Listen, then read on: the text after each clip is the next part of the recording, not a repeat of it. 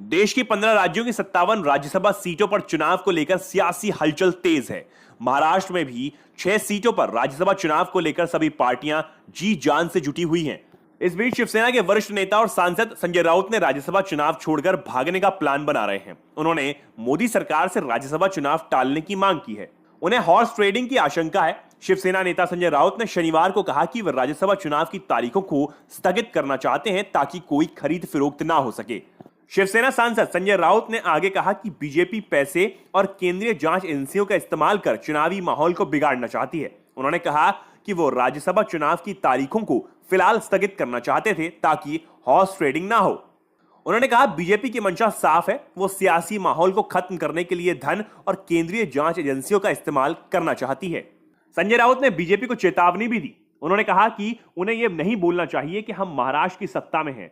राउत की टिप्पणी तब आई जब उनकी पार्टी और बीजेपी राज्य की एक अनिश्चित राज्यसभा सीट पर लड़ाई के लिए तैयारी कर रहे हैं।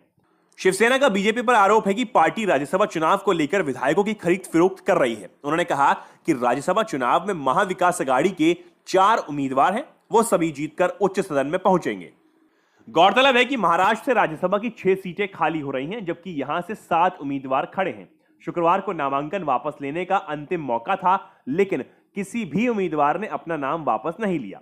शिवसेना, कांग्रेस और एनसीपी ये सभी तीनों पार्टियां मिलकर महाविकास अघाड़ी सरकार चला रही हैं। महाविकास अघाड़ी ने संजय राउत समेत 4 उम्मीदवार खड़े किए। वहीं बीजेपी के 3 उम्मीदवार चुनावी मैदान में हैं।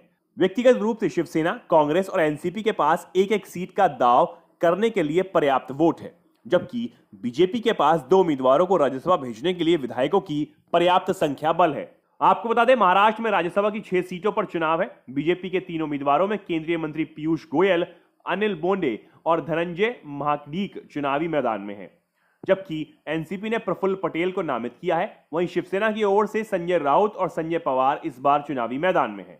कांग्रेस ने इमरान प्रतापगढ़ी को इस बार यहां से टिकट दिया है। इस खबर में इतना ही। ऐसी ही तमाम खबर को जानने के लिए हमारे चैनल अभी सब्सक्राइब करें।